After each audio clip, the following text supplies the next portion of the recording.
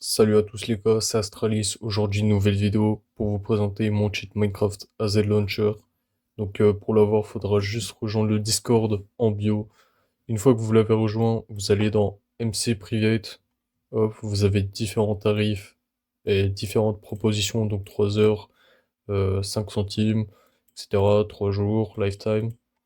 J'ai pas fait payer très cher parce que bon, ça reste que du cheat Minecraft, ça va encore. Et c'est mon premier projet que je fais payer. Pour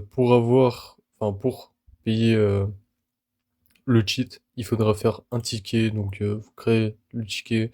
Moi, je vais vous répondre. Ensuite, le méthode de paiement, ça se passe via PayPal. J'accepte rien d'autre parce que c'est le seul que je peux utiliser aujourd'hui. Je m'excuse d'avance. Ensuite, une fois que vous avez créé un ticket, je vais vous donner la clé et aussi le loader. Il ressemble un peu à ça.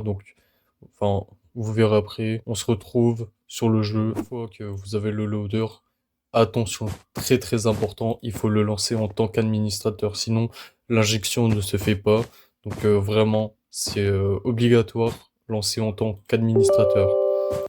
Ensuite, vous avez un petit loader comme ça, assez sympa. Je l'ai amélioré, hein, parce que j'avais déjà fait une vidéo juste avant, mais le loader, il pue la merde et même le cheat. Donc une fois comme ça que vous êtes sur le loader, vous rentrez votre clé. Ensuite, vous faites sign in. Voilà. Donc ensuite, bon, on a toutes des informations. Mais nous, ce qui nous intéresse, c'est le load module. Donc là, on appuie, hop, ça fonctionne. Le cheat est bien load. Ensuite, vous pouvez faire la croix. Euh, Donc ici, on a l'embot. Donc hop, ça affiche le FOV par défaut. Ici, vous pouvez régler le FOV. Ensuite, le smoothness, donc la force d'accrochage sur les ennemis. Lane distance, la distance de l'embot. Là, vous pouvez choisir le chest ou l'aide. Ensuite, il y a le FOV circle. On a le trigger bot. Donc je vais vous faire voir juste après. Ensuite, vous pouvez personnaliser vos clés. Pour ma part, c'est ces clés-là. On a aussi le délai qu'on peut régler. Hop. Ensuite, player OSP, donc on peut mettre les corners en 2D, soit la box complète en 2D ou soit en 3D. C'est à vous de choisir. Ensuite, on a le heal bar, le skeleton, X-ray, tracer. Ça, c'est pour régler la. On va le voir là-bas. Donc, si je l'augmente, vous voyez, ça s'agrandit. C'est juste pour la taille. C'est pareil pour le skeleton, pour le traceur. Donc là, si j'active le skeleton, voilà. Je peux le mettre de plus en plus fort. Pareil pour le traceur. Ensuite, on a le radar qui détecte les ennemis. Là, c'est pour la distance dont on veut analyser. Ensuite, on a la taille de, du radar.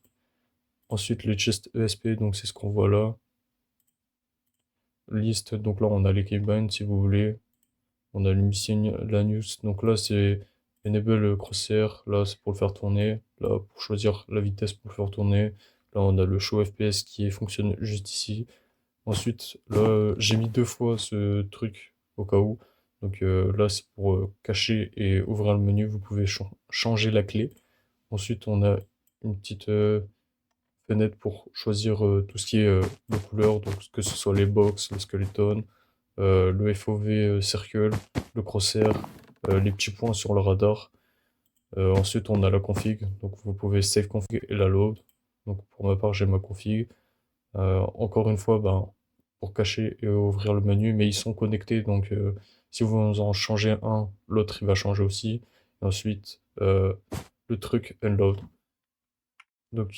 Pour tester le mbot, donc voilà, on voit que ça fonctionne très bien. Ensuite, je veux vous prévenir, n'hésitez pas à mettre le hold to aim silent. Sans ça, ben, quand je vais regarder l'ennemi, je touche pas à ma souris, ça lock. Pour ma part, je préfère faire avec ma souris pour appuyer. Donc voilà. J'espère que cette vidéo vous aura plu. N'hésitez pas à commenter, partager, liker la vidéo. Euh, je vous souhaite une bonne soirée ou une bonne journée. Ciao.